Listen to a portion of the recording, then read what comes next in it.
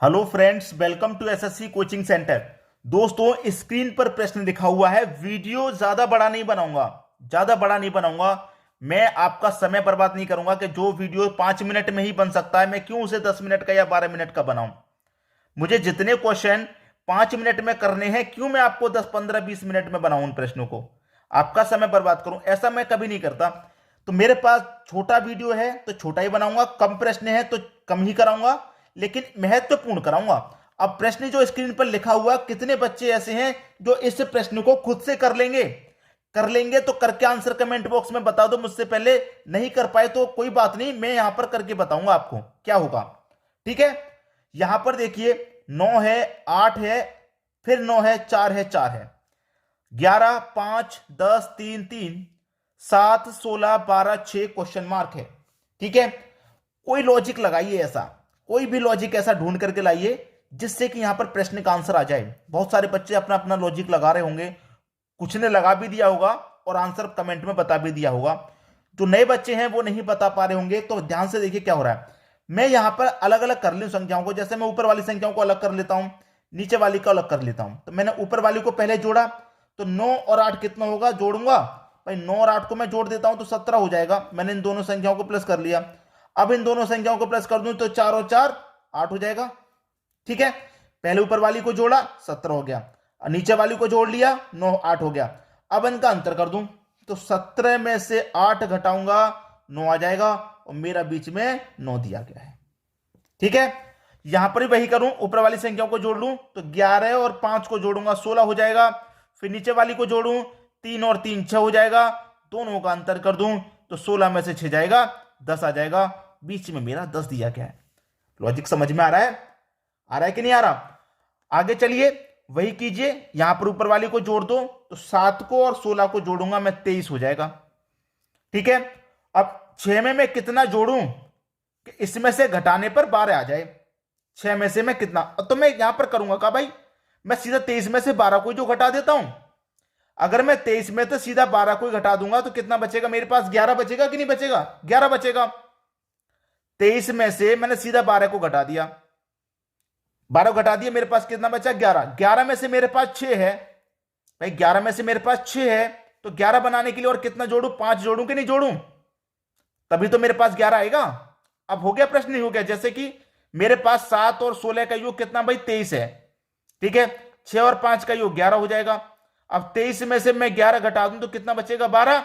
12 ही तो मेरा बीच में दिया गया है। तो इस तरीके से लॉजिक लगाइए, तभी तो आंसर कर पाएंगे। दोनों को जोड़ लिया 23 आ गया। अब नहीं पता कौन सी संख्या आई है तो कोई बात नहीं, 12 को घटा दो 11 बचा। 11 में से हमारे पास 6 है, कितना कम पड़ रहा है, 5 कम पड़ रहा है तो 5 आएगा इसका मतलब यहां पर। अब इन प्रश्नों को हम क्या बोलते हैं, इन प्रश्नों को बोलते हैं पजल। ठीक है, इन प्रश्नों को हम क्या बोलते हैं, पजल बोलते हैं। अब बहुत सारे बच्चे करेंगे सर ये पजल के प्रश्न कहां पर आते हैं, किस एग्जाम में आते हैं, हमें तो नहीं पता है, नहीं मालूम है, कोई बात नहीं। अधिकतर बैंक के एग्जाम में आते हैं और आप इनको एक रीजनिंग के लेवल से भी ले सकते हैं। रीजनिंग के लेवल से भी आप इन प्रश्नों को ले सकते हैं, सीख सकते हैं, क्योंकि रीजनिंग का जो लेवल है आज के समय में कुछ इसी तरीका से कठिनाई भरा आ रहा है। ठीक है, रीजनिंग में करेंगे क्या, लॉजिक यही रहेगा, यहां पर और यहां पर संख्या बढ़ा देते हैं, बस हो गया, वही हो जाता है। आगे मैं और प्रश्न कराऊंगा, उसमें बातें क्लियर हो जाएंगी। ठीक है, अब देखेंगे हम अगला प्रश्न। अगला प्रश्न है, प्रश्न को आप जब देखेंगे आकृति कुछ इस तरीके से दे रखा है कि कुछ अलग ही है। रीजनिंग के प्रश्न में ऐसा देखने को नहीं मिलता, रीजनिंग के प्रश्न में ऐसा देखने को नहीं मिलता है। 4 अलग अलग आकृतियां, 4 आकृति एक अलग आकृति से बीच में जुड़ी हुई हैं। 4 अलग अलग हैं लेकिन चारों एक ही से जुड़ी हुई हैं। तभी तो कह रहा हूं कि रीजनिंग से थोड़ा हटके लगता है ये, तभी तो पजल दिया गया है इसका नाम, तभी तो इसका नाम पजल दिया गया है। ठीक है, अब देखिए क्या हो रहा है प्रश्न में, ध्यान से देखिएगा। मेरे पास 2 है, 7 है, 3 है, 2 है, लेकिन ये 2 है, ये इस वाले पजल से अलग जा रहा है बीच वाले पजल में, तो ये अलग पजल है तो मैं इनको अलग काउंट करूंगा। 2 7 और 3 को अगर मैं काउंट कर लूं तो 2 और 7 9, 9 और 3 जोड़ूंगा 12, इनका योग हो गया भाई 12 का। और ये जो पजल के अंदर आ रहा है, इस पजल के अंदर ये जो 2 आ रहा है, इस 2 से मैं डिवाइड कर दूं इस 12 में, मतलब इन तीनों का योग करके इस 2 से डिवाइड कर दूंगा तो कितनी बार जाएगा भाई, 6 बार जाएगा। ठीक है, अब इसको भी मैं बिल्कुल वही करूं, 9 5 14, 14 में 4 जोड़ूंगा 18, 18 हो गया।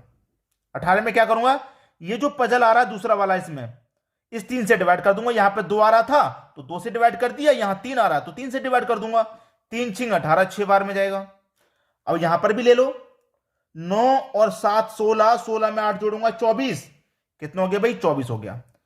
लेकिन ये पजल अंदर आ रहा 4, यहां 2 आ रहा था, 2 से डिवाइड, यहां 3 आ रहा, 3 से डिवाइड, यहां 4 आ रहा, तो 4 से डिवाइड दूंगा, 4 6 24, 6 बार में। अब यहां भी 6 बार में गया, यहां भी 6 बार में गया, यहां भी 6 बार में गया, तो यहां पर भी 6 बार में ही जाना चाहिए। जाना चाहिए कि नहीं जाना चाहिए, बिल्कुल जाना चाहिए। तो देखिए यहां पर मेरे पास 1 3 है, यहां पर 1 है, 3 है और 1 है, तो 3 और 1 कितना हो गया, 4 हो गया। और इस वाले पजल से डिवाइड करना है, 1 से डिवाइड करना है, 3 हो गया, 1 हो गया, 4 हो गया। तो 1 से 6 आने के लिए भाई 1 से 6 में डिवाइड देंगे तभी तो 6 बार जाएगा।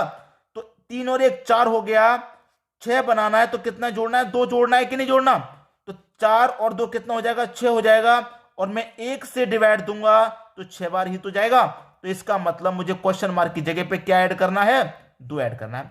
3 और 2 5, 5 और 1 6, 6 में मैं इस पजल से डिवाइड दूंगा 1 से तो 6 बार में जाएगा।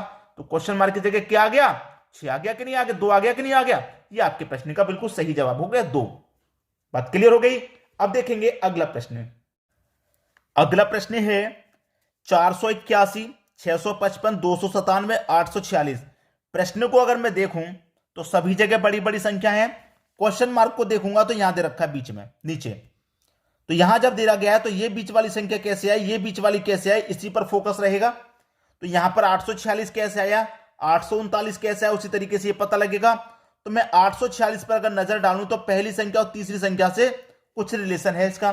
पहली संख्या तीसरी संख्या से ही तो दूसरी संख्या बनेगी।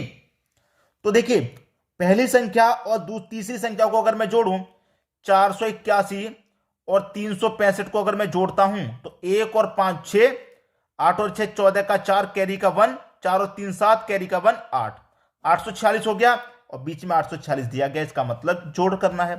फिर यहां पर वही करो, पहली संख्या और तीसरी संख्या क्या है आपके पास, 655 और 184 जोड़िए भाई, 4 5 9, 5 और 8 13 का 3 कैरी का 1 होगा, 6 और 1 7 कैरी का 1 8, 839 हो गया।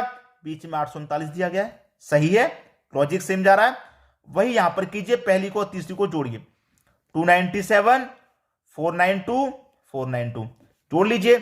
7 और 2 9, 9 और 9 18 का 8 कैरी का 1 रहेगा, 2 और 4 6 कैरी का 1 7, 789। आंसर क्या आ गया, 789। ये आपके प्रश्न का बिल्कुल सही जवाब है कि नहीं है, कर लिया। अब देखेंगे अगला प्रश्न। अगला प्रश्न है, प्रश्न यहां पर देखेंगे 4 into 4 का है और ये रहा आपका क्वेश्चन मार्क, ठीक है, क्वेश्चन मार्क ही रहा। वैसे तो मैं इस प्रश्न को होमवर्क के लिए देने वाला था, पहले बता देता हूं होमवर्क के लिए, लेकिन अभी भी आप इसे अपना होमवर्क ही समझें। पहले वीडियो को पॉज कर दें और खुद से करके देखेंगे तो आपके लिए होमवर्क हो जाएगा। लेकिन मुझे लगता है कि 70% बच्चे इस प्रश्न को नहीं कर पाएंगे, इसलिए मैं इसे कराऊंगा। और जो लोग अपनी जिम्मेदारी समझते हैं कि वाकई में मैं इसे खुद से करूं, तो आपके लिए होमवर्क है, वीडियो को यहीं पर पॉज कर दें, खुद से कैलकुलेशन कराएं एक बार, ठीक है। तो देखिए प्रश्न का आंसर क्या है, मैं यहां पर आपको कैलकुलेट करके बताता हूं। यह रहा मेरा क्वेश्चन मार्क, ठीक है। मैं इसमें क्या करूं, मैं करूंगा कि पहले की दोनों संख्याओं को जोड़ लूं, इनको 6 और 8 कितना हो गया 14, और इन दोनों को जोड़ लूं 10 और 5 कितना हो गया 15। दोनों का अंतर करूंगा, तो अंतर करूंगा तो देखिए क्या आ जाएगा, 1 आ जाएगा। अगर रियल में अंतर करूं तो प्लस का 14 माइनस का 15 तो माइनस का 1 आएगा, ठीक है, बात क्लियर है, ठीक है। इन दोनों को प्लस करूं 9 और 2 11, इन दोनों को प्लस करूं 8 और 4 12, तो यहां पर भी अंतर करूंगा तो यहां पर भी क्या आएगा, माइनस का 1 आएगा, क्लियर है। 11 और 3 14, यहां पर भी जोड़ू 7 8 15, अंतर करूं तो यहां पर भी क्या आएगा, माइनस का 1 आएगा। यहां पर वही करिए 8 5 13, भाई यहां पर भी माइनस का 1 लाना तो कितना करना पड़ेगा, 14 करना पड़ेगा, तभी तो अंतर आएगा -1 का, तभी तो आएगा। यहां पर भी -1, यहां पर भी -1, यहां पर भी -1, यहां पर भी -1, कब आएगा, जब यहां पर 13 आ रहा है तो यहां पर 14 आएगा कि नहीं आएगा। अब 14 में से 2 हमें दे रखा है, दोनों का योग 14 होना चाहिए, 2 दे रखा है तो चाहिए कितना, 12 चाहिए कि नहीं, कितना चाहिए यहां पर? 12 चाहिए। ये आपका आंसर हो गया। हो गया कि नहीं हो गया? तो यहां पर कौन सी संख्या आएगी भाई? 12 आ जाएगी। 12 आपके प्रश्न का सही जवाब है। होमवर्क वाले बच्चों ने क्या आंसर किया है कमेंट बॉक्स में जरूर बताइएगा। ठीक है दोस्तों, वीडियो देखने के लिए आपका बहुत बहुत धन्यवाद।